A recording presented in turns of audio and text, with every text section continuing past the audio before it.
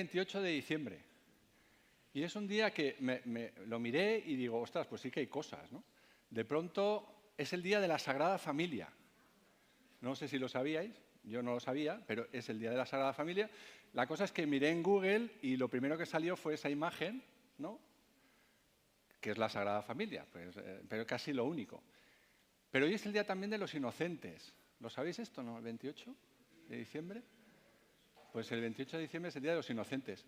Pero claro, es un poco diferente, ¿no? ¿Qué os comunica el día de los inocentes? Yo voy preguntando, estáis ahí todos, o sea, podéis contestar. ¿Qué os comunica? ¿No sabéis? Bromas, ha dicho alguien. Sí, señor. Hoy estar atentos porque es muy probable de que en algún diario, en la televisión, os digan cosas que digas, esto es rarísimo, ¿no? Y es broma, ¿no? También cuando miras en Google, Los Santos Inocentes es una película y un libro de Miguel Delibes, pero nadie habla de lo que inspiró a este día. Y lo que inspiró este día está en Mateo capítulo 2. Yo sé que habéis estado hablando sobre Lucas 2. Creo que, no sé si fue Lucas mismo. ¿Puede ser? ¿Os suena? ¿Estabais aquí? ¿Lucas 2 fue? ¿Dani, tú? Bueno. Pues mirad, Lucas 2 es un texto muy luminoso, es muy bonito. La verdad es que es... Hay cantos, hay momentos de adoración profundo ante el niño. Pero este día 28, coincidiendo hoy, hay un texto en Mateo 2, que sé que vamos a leer, que nos habla de algo un poquito, quizá un relato sobre el nacimiento de Jesús, pelín más duro, un poco más oscuro, diría incluso, más triste. Entonces, quería leeros Mateo 2, ¿vale? Yo hay días en los que quizá debería yo hablar menos, y eso me pasa a veces, si no se me cae el agua, en lo que a veces es mejor hablar menos y dejar que la palabra sea la que hable, ¿vale? Entonces, me gustaría que como que escuchéis qué es lo que el Señor nos dice ya solo en la palabra, y después yo intentaré poner cosas, adornar un poco, aclarar cosas. Perdonadme si me extiendo, me dices corta y tal, ¿eh? Sin problema. ¿Hay confianza? El texto dice así. Y además he combinado una primera parte y dos partes. La primera parte en una versión que es traducción al lenguaje actual y la segunda parte, que es el versículo 13 en adelante, en Reina Valera. ¿Vale? Mateo 2. ¿He dicho Lucas? ¿Dónde? Anda, pues lo hemos puesto mal. Vale. Pues es que Xavi me inspiró tanto que al final me fui a Lucas. No, es Mateo, ¿eh? Corta. Mateo.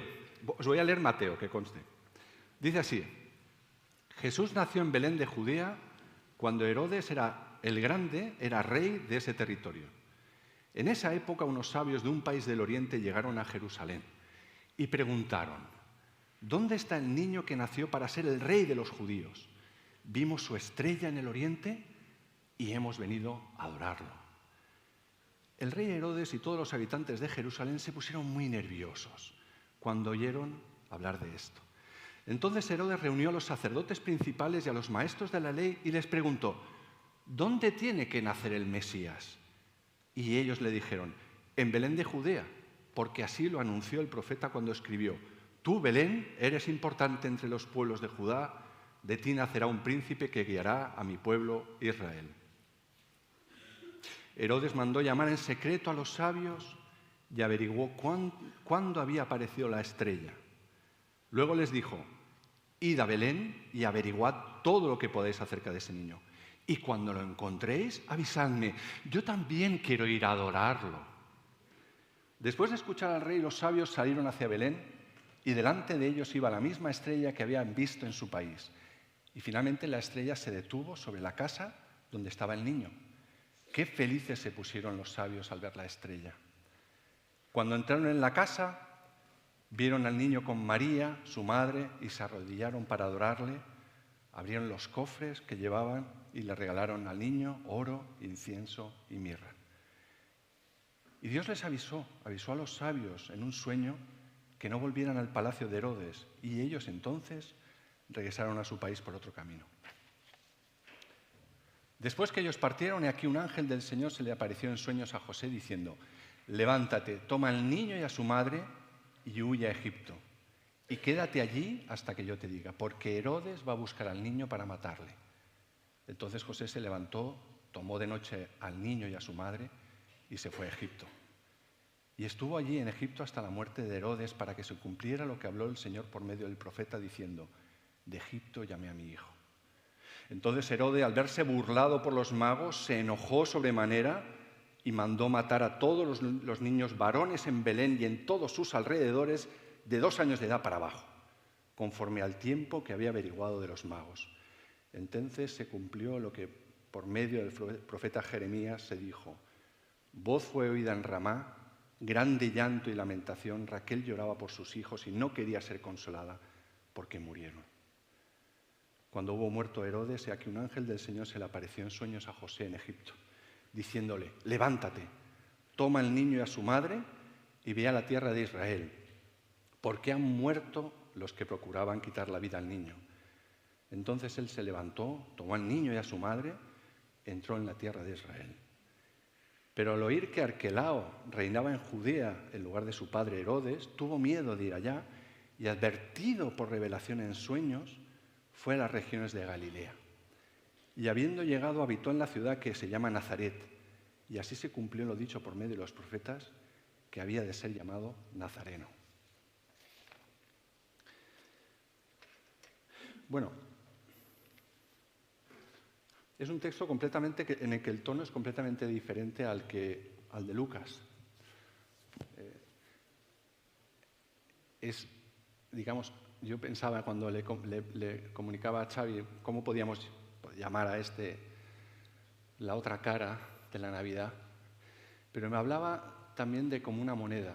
Yo decía la cruz de la Navidad, porque la cara es el lado luminoso, bonito que se nos habla en Lucas, pero hay una cruz de esa moneda que es todo este relato que hemos escuchado.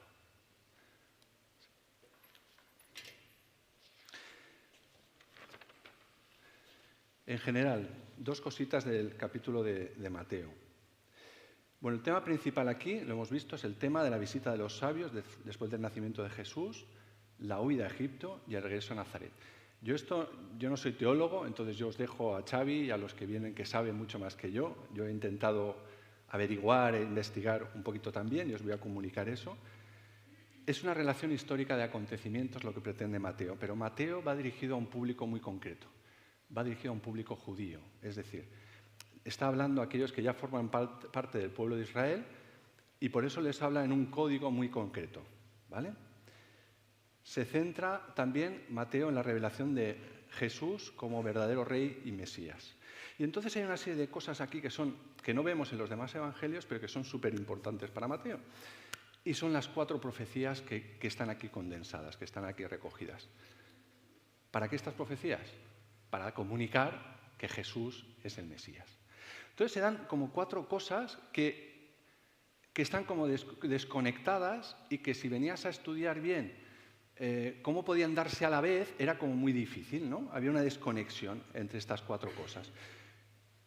La primera, tenía que nacer en Belén, que esto está en Miqueas 5:2, pero Belén está en Judea, ¿vale? Tenía que ser llamado a salir de Egipto, que esto está en Oseas 11:1. Tenemos Belén, Judea, Egipto, ¿vale? Tenía que haber un gran llanto en Ramá, que está en Jeremías 31:15. Y Ramá, por lo que he visto, está como a 17-20 kilómetros de Belén, o sea, tampoco está justo al lado. Y además tenía que ser llamado Nazareno, que esto viene de Isaías 11:1, he visto, y Nazaret está en Galilea, tenemos Egipto, Galilea, Judea, Ramá, que está al otro lado de Jerusalén. Y esto parece que viene de Netzer, la palabra Netzer, que en Isaías 11:1 habla del retoño, el vástago o el renuevo, ¿vale? Entonces realmente era como, claro, si ponías juntas las 4 profecías, que se diesen todas a la vez, era como estaba desconectado. Sin embargo, Mateo en este relato lo que hace es que las conecta las 4 de una manera muy sencilla. Como habéis visto, es un relato histórico en el que todo va encajando.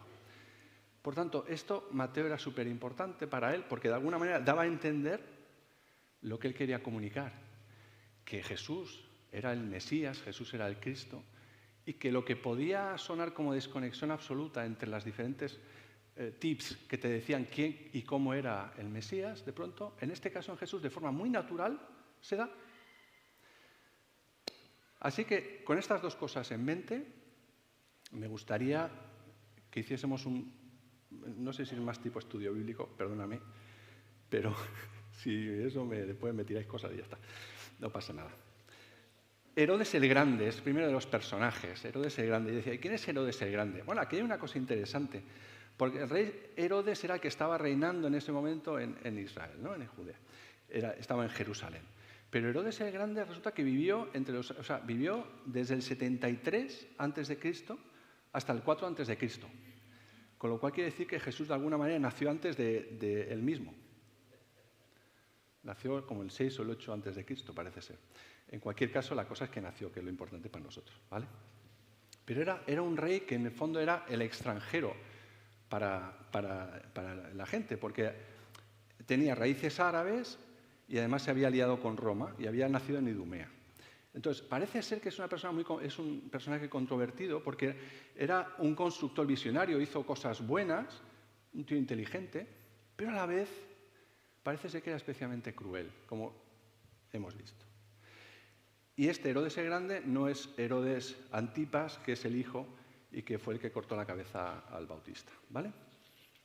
Bueno, se nos dice que de pronto unos sabios aparecen desde el oriente, unos magos también dice, según la versión.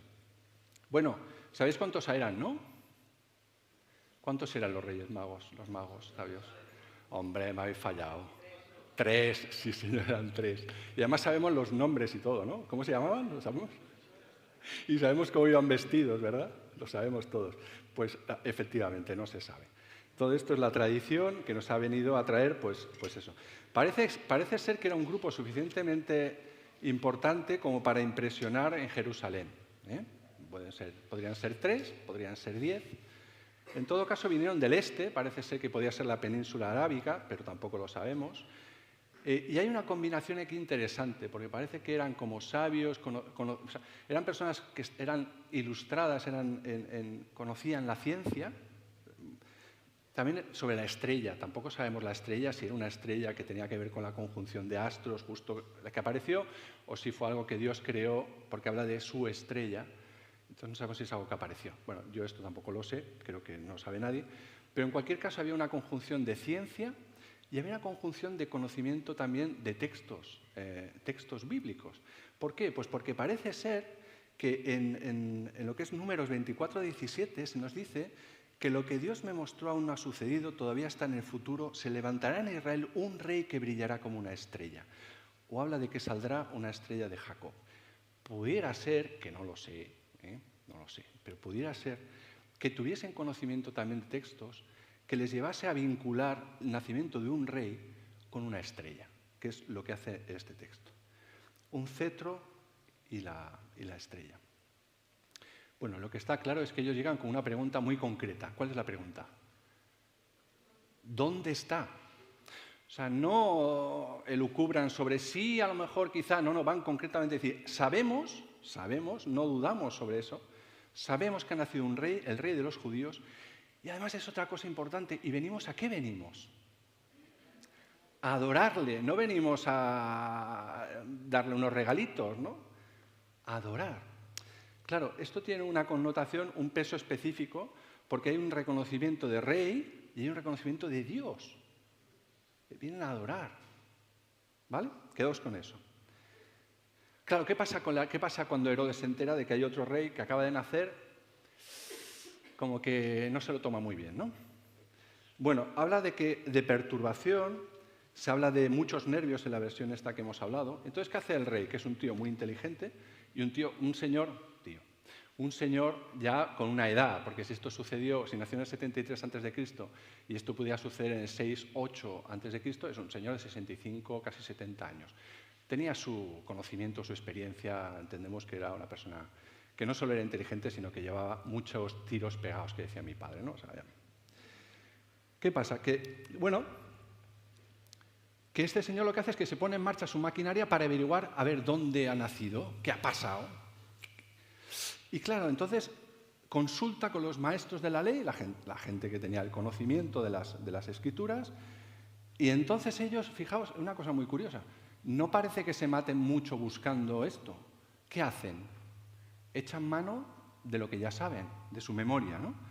Y citan casi automáticamente Miqueas 5:2, seguramente de memoria. ¿Y qué dice Miqueas 5:2? Tú, Belén, tierra de Judá, de ningún modo eres la más pequeña entre los príncipes, porque de ti saldrá un gobernante o príncipe que pastoreará o guiará a mi pueblo. Lo sabían. Vale, ¿y entonces qué hace Herodes? Pues manda en secreto llamar a los sabios, averigua cuándo había aparecido la estrella y les envía a Belén. Y les dice, indagad, averiguar lo que podáis acerca de ese niño. Y hay otras versiones que dice, id y buscar con diligencia al niño y cuando le encontréis, avisadme, porque iré también a adorarle. Claro, Herodes era muchas cosas, pero era hombre diligente, inteligente, era mentiroso y era muy astuto. ¿Qué pasa? Que lo que consigue aquí es hacer algo que igual a nosotros en el mundo occidental se nos escapa un poco, pero que tiene sentido también en el mundo oriental. Él lo que hace es engañar a los sabios y les compromete.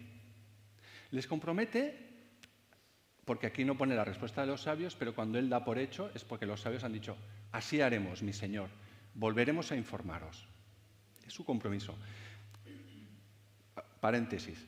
Estuvimos con unos amigos en Marruecos hace poco y me dijo el amigo, que es un hombre de palabra, me dijo, un día se comprometió con alguien que volvería a comer y no volvió. Y cuando volvió, el otro le vio y le dijo, tienes palabra de niño. Y eso a él le sentó fatal. Porque la palabra es algo sagrado. Y si tú te comprometes a algo, debes cumplirlo, aunque te vaya la vida en ello. ¿Qué pasa? Que lo que Herodes había conseguido era aliar, sin ellos saberlos, que los sabios fuesen, de alguna manera, estuviesen comprometidos con esa misión de localizar para ir a adorar o eliminar al niño.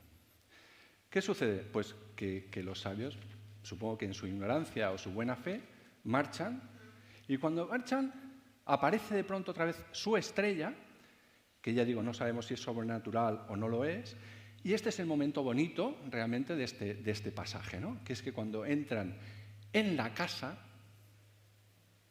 ¿os suena algo esto? Entran en la casa, ven al niño con su madre María, postrándose, le adoran, abren los tesoros y le dan oro, incienso y mirra. Y entonces, advertidos en sueños de que no volvieran a Jerusalén para informar, se van por otro camino. Cositas que yo veo aquí y que vosotros seguro que ya habéis visto, pero bueno, las compartimos. Jesús no se encontraba en el establo ya. Se supone o da a entender de que ha pasado un tiempo, el censo ha acabado, la gente ha regresado a sus orígenes, a sus lugares de origen, y por tanto, pues ya la posada, por lo que sea, estaba libre, claro, María necesitaba recuperarse, como toda mujer que acaba de dar a luz, y entonces estaban en una casa, supongo que era la posada. Esto rompe un poco con la tradición que tenemos, pero bueno, es lo que nos pone el texto. Los regalos, sabéis, bueno, ya lo habéis oído supongo muchas veces, pero a mí me resulta interesante. Oro, que es el metal precioso por naturaleza, nos habla de riqueza y de realeza. Jesús como rey, es el reconocimiento que le hacen. Incienso, incienso lo he mirado, sustancia aromática que al quemarse libera fragancias utilizadas para crear un ambiente relajante, purificar espacios y en rituales espirituales. Ya sabéis que cuando vais a una iglesia, vais a algún sitio, el incienso, de alguna manera nos habla de la divinidad de Jesús. Jesús como Dios. Y la mirra. ¿Qué es la mirra? ¿Os animáis a alguien que estáis ahí? Que no veo mucho, pero estáis ahí. Ahora sí. ¿Qué? ¿Os animáis a alguien? Bueno, os lo digo yo, venga, no os pongo en eso. Lo he mirado, no es que yo lo sepa. Resina aromática que se extrae de árboles del género comífora, originarios de África y Arabia, valorada desde la antigüedad por su aroma balsámico y amargo y usada para embalsamar. ¿Y esto de qué nos habla? Nos habla de la humanidad de Jesús cuando él hablaba, soy el Hijo del Hombre, Jesús como hombre, Jesús como persona que ha de morir. ¿vale? Es decir, hay esta triple combinación, que es curioso, todo simbólico: Rey, Dios, hombre. Y esto es curioso. Os voy a leer un texto en Isaías 66, porque dice, a ver qué os dice, ¿eh? A Jerusalén vendrá mucha gente de las regiones del desierto y vendrán montados sobre muchos camellos. También vendrá gente del reino de Saba y vendrá con incienso y oro y alabará mis grandes hechos. O dice en otra versión, y traerán buenas nuevas de las alabanzas del Señor. Vendrá con incienso y oro y alabará con grandes hechos. ¿Qué echáis de menos ahí? La mirra. Es un texto profético y nos habla de la segunda venida del Señor y nos habla de algo que no va a estar y de dos cosas que sí van a estar. Sí va a estar el reinado de Dios, el reinado de Jesús, sí va a ser Dios, la parte divina, pero la parte humana ya no está, queda fuera. Por tanto, Jesús cuando vuelva no vendrá ya como hombre, como hijo de hombre, sino que esa parte ya la hizo en la cruz. Bueno, finalmente, el versículo 12 nos habla de lo que habíamos hablado, de que había conseguido que los magos, los sabios, se habían comprometido. Sin embargo, Dios tiene un plan diferente. Y lo que hace aquí es algo que a mí me llama la atención también, digo, en la parte porque para ellos, aun siendo sagrada la palabra que habían dado y su compromiso con el rey Herodes, sin embargo, eso queda como basura, su palabra, su orgullo queda como basura frente a lo que es la voluntad o la intención, los planes de Dios. Que en este caso era que volviesen directamente sin pasar por Herodes. Vale, pues esta es la primera parte. ¿Voy bien? ¿Sí? Bien, segunda parte. El éxodo y el retorno de Jesús. Lo primero que quiero decir aquí es que Jesús fue inmigrante, fue extranjero y fue un refugiado. Y esto es algo que a veces, yo siempre digo que si nuestro maestro lo pasó mal, pues a veces nuestra pretensión, o mi pretensión, hablaré de mí, de tener una vida maravillosamente no complicada, pues esto es como un poco contradictorio, incluso un poco irreal, ¿no? Jesús, sus primeros años de vida, la verdad es que los tuvo crudillos. Y esto es una cosa que hay que decir. Bueno, ¿qué sucede? Que después de que los sabios se fueran, de pronto un ángel del Señor se le aparece a José en un sueño y le dice: levántate y huye a Egipto con el niño y su madre.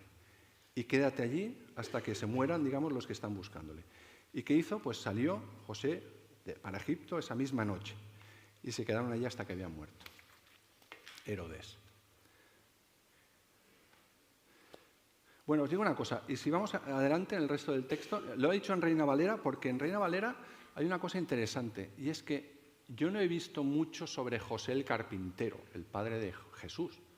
No sé si incluso a nivel de tradición.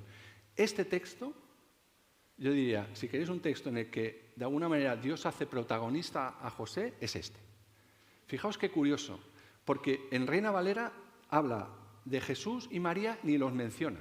Habla del niño y su madre, 4 veces. Versículos 13, 14, 20 y 21. Y no es por restar importancia a María y a Jesús, sino por el hecho de, yo creo que aquí es dar honra a José. A ver, a José se le revela el Señor que ha de salir corriendo, ¿vale? La revelación le dice que hay un peligro inminente para el niño y entonces es un sueño en el que se le dan instrucciones precisas sobre a dónde ha de ir y por qué ha de salir corriendo, y es porque Herodes va detrás de ellos. Yo creo que aquí es interesante cómo José obedece inmediatamente. No se replantea, hombre, quizá, a lo mejor voy a esperar.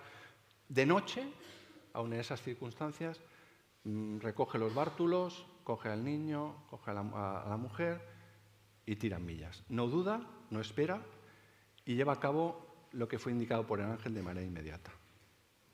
Y allí se quedan, en Egipto. Egipto estaba, lo he mirado, estaba como a 300 kilómetros, por tanto, desde donde estaban fue un largo camino, un camino duro. Creo que la imagen que he puesto al principio de todo era esa, que era la imagen de ellos bajando, camino solitario, con peligros, pero no dudo. Y Dios cuidándoles.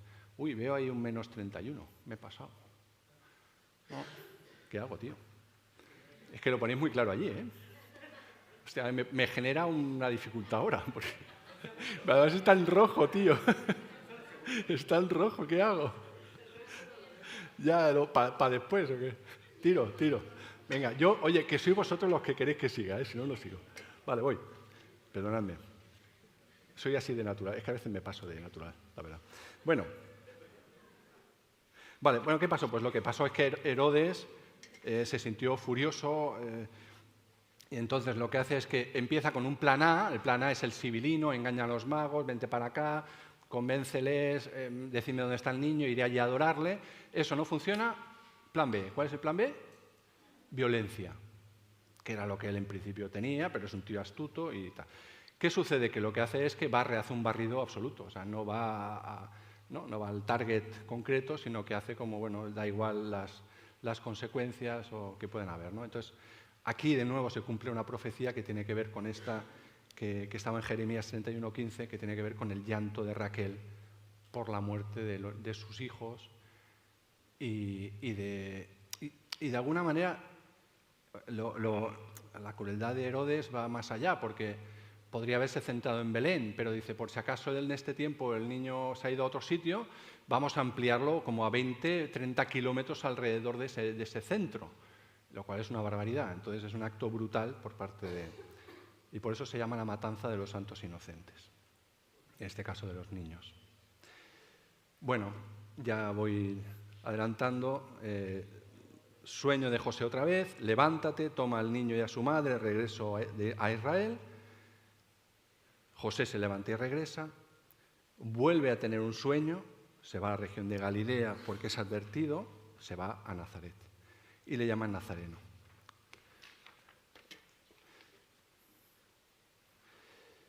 Bueno, poco más que decir. Sí me gustaría daros como 4 cositas que yo he aprendido y que evidentemente son mías, pero las comparto, y seguro que vosotros tenéis otras. A mí me gustaría después hacer grupos y compartir, pero es igual, como no se puede, pues ya está. La primera es que creo que Dios podría haber hecho las cosas de una manera completamente diferente y podría haber protegido, es decir, se podría haber atragantado con un trozo de sandía a Herodes y se acabó el problema. Es decir, se acabó, no hace falta que salgas corriendo ni que los niños se mueran. Sin embargo, la realidad es que Dios, de alguna manera, para el cumplimiento de estas profecías, permite que sucedan una serie de cosas, ¿no? Una serie de cosas que son muy duras, por eso digo que este es el lado, la cruz de ese relato de la Navidad, porque suceden cosas muy duras. Si todos los que somos padres, pues claro, de pronto, sin beberlo ni comerlo, te encuentras con que asesinan a los niños simplemente por si acaso es Jesús, ¿no? Por tanto, Dios podría haber hecho las cosas de muchas maneras, y eso... Bueno, y permitió el exilio, la persecución, el sufrimiento, el peligro de muerte. Y yo creo que es un poco lo que nos pasa a nosotros, bueno, o sea, a vosotros, pero de que Dios permite cosas que no nos agradan, que nos generan sufrimiento, pero a la vez en este relato vemos claramente cómo Dios está presente en todo. En cada sueño, en cada movimiento, Dios va indicando, y sí que hay un elemento esencial y clave en esto, ¿cuál es? La obediencia de José.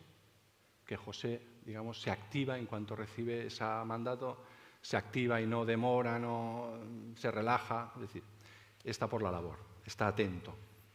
La primera cosa sería esa. Yo creo que es un poco lo que nos pasa a todos, y esto a mí me habla de, en fondo este relato nos habla de que Dios está ahí, y está presente, y no nos ahorra el sufrimiento, pero sí que está presente y nos va acompañando, y bueno, para que se cumpla aquello que Él quiere, ¿no? La segunda cosa es... Y también es para mí, claro, es muy curioso en este texto cómo los sacerdotes, los escribas y tal, los grandes teólogos, los hombres de Dios, no se enteran ni de qué ha nacido, no saben qué ha pasado, cuando les dan la noticia no la viven como en Lucas, los pastores o los sabios, ¿no? Cuando se alegran, ¿no? Sino que lo viven con resquemor, miedo y a ver qué puede pasar. No van, ¿sí? No va ninguno de ellos y no le adoran. Entonces, me parecía paradójico y hasta cierto punto, bueno, un toque de atención, porque el tema es que aquí los que dan la noticia, los que hacen el acto, los que viajan, los que se pegan el curro y los que llegan y adoran, no son judíos. son extranjeros, son gente de otra cultura, de otra raza. Y eso a mí me dejó tocadillo, porque, claro, hay una gran paradoja y un gran contraste entre esos extranjeros, que son los que sí hacen lo que Dios quiere, los que entienden la voluntad de Dios, y aquellos grandes sabios, teólogos, hombres de Dios, que no se enteran de nada. Pero no solo no se enteran, es que no se quieren enterar. Porque no quieren ir, no se atreven a ir, no se atreven a... No lo viven con alegría ni con gozo. Bueno, conocimiento y compromiso. Vemos a personas con un gran compromiso y a personas sin el compromiso, aunque tienen el conocimiento. Yo diría incluso la fe y la obediencia. La fe como... O sea, no digo yo, creer que Jesús... pero después no ser capaces de aplicar eso o de obedecer lo que Dios en un momento dado nos dice, ¿no? Yo a veces soy como ese, no sé si habéis escuchado esa historia, ¿no? De esos dos novios que se están así jovencitos, que están hablando por teléfono, bla, no sé qué, cuánto te quiero, te he hecho de menos, bla, bla, bla. Y de pronto la chica dice, oye, pues nos vemos en la cafetería. Y el otro dice, es que hace mucho frío. O sea, sí te quiero mucho, bla, bla, bla, pero no lo suficiente como para salir ahora que hace fresco, ¿no? Bueno. A veces yo debo aceptar que el Señor a veces usa, para mi bendición, a personas que no son de mi fe, ni siquiera personas a las que ni podría imaginar, ¿no? Y ahí está la parábola del buen samaritano, ¿no? Ese es un toque de atención también, ¿no? O sea, ¿de dónde recibo la bendición? Muchas veces la recibo de personas que no comparten mi fe, ¿no? Debo estar abierto y, en todo caso, intentar que no... Y vivir mi fe con compromiso, mis creencias están claras, pero a la vez ser capaz de vivirla con humildad. Ser humildes en eso. Hay un texto en Mateo 7:21 que, bueno, seguro que a mí siempre lo tengo muy presente, que es ese que nos dice, me dirán, muchos me llamarán y dirán, Señor, Señor, en tu nombre hicimos profecías y tal cual. Y el Señor dice, pues no os conozco de nada. O sea, ¿quiénes sois vosotros, no? Yo a veces tengo eso de que siempre pienso que eso le va a suceder a los demás. Pero igual resulta que me puede pasar a mí. Y entonces creo que el Señor todo lo que nos lo da para bendecir. Jesús vivió para vivir para los demás. Incluso cuando le decían, el gran reproche era, pues bueno, si tú eres tal, sálvate a ti mismo, ¿no? Y él decía, es que eso no puedo hacerlo. Pues un poco yo creo que nos pasa lo mismo. Es decir, lo que recibimos, lo que tenemos, es para compartir y para bendecir a los demás. Y los demás son todos los demás. ¿Sí? Son los que son iguales y los que no son iguales y los que son diferentes y todo el mundo, ¿no? Es decir, debemos sembrar la bendición sin mirar a quién. Y por último, ya acabo. José, lo he dicho ya un poco, ¿no? He anticipado a José. José es el hombre comando, o sea, es el hombre en que momento más chungo, más difícil, resulta que Dios le llama a hacer una misión concreta que es cuidar al niño. De José sabemos poco, parece que él no vivió mucho y bueno, pues su papel es el que es, ¿no? Pero para mí ese papel es fundamental, para Dios es fundamental, porque fue el que usó Dios para guiar, proteger, cuidar y proveer a ese niño Mesías cuando era más vulnerable, ¿no? Y aquí yo quiero ir a algo que también hace un tiempo me da vueltas. En Juan 19, 38 a 40, de pronto se nos habla del rol de José de Arimatea y Nicodemo. ¿Os acordáis de Nicodemo? ¿Quién era? Fue aquel que fue de noche a avisar a Jesús. ¿Sabéis? Yo ahí, al final de los días de Jesús, resulta que estos dos discípulos o no discípulos, ¿no?, fueron los que salvaron la cara y consiguieron que Jesús tuviese un entierro digno, ¿no? Yo puedo entender que estas dos personas, José de Arimatea y Nicodemo, que no eran amigos íntimos de Jesús, o no lo parece, que no eran parte de los 12 discípulos, que ni siquiera se nos menciona dónde estaban, que parece que iban de noche porque no se atrevían, por si acaso, no sé qué. Yo me puedo imaginar que el resto de discípulos dijese, ¿y esta gente? Qué tibios son, ¿no? Qué poco comprometidos con el Maestro.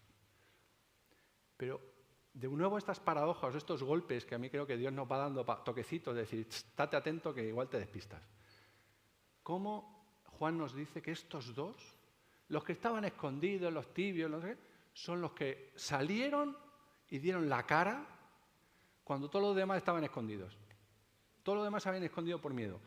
Y estos, aun con el peligro que podía tener el ir a reclamar el cadáver, etc., los tíos sacaron la cara y fueron ahí, ¿no? Fueron los valientes. Yo diría que entre nosotros pasa un poco esto también. Cuidado con juzgarnos unos a otros y decir, es que fíjate, ese no participa lo suficiente, aquel tal y cual. Porque el Señor en esto nos pasa la mano rápido. Y ahí entre nosotros, llamo los...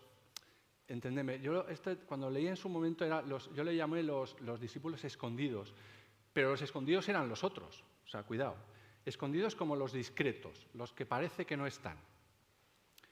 Yo os diría que todos nosotros y nosotras somos lo suficientemente importantes para Dios como para, llegado el momento, y además ahí hay sorpresas, el que parece menos tal es el que de pronto saca la cara, o en un momento de dificultad o de crisis es el que tira para adelante, ¿no? Entonces, mi conclusión, para Dios todos somos importantes y útiles, pero a veces no es el mismo momento ni con la misma intensidad.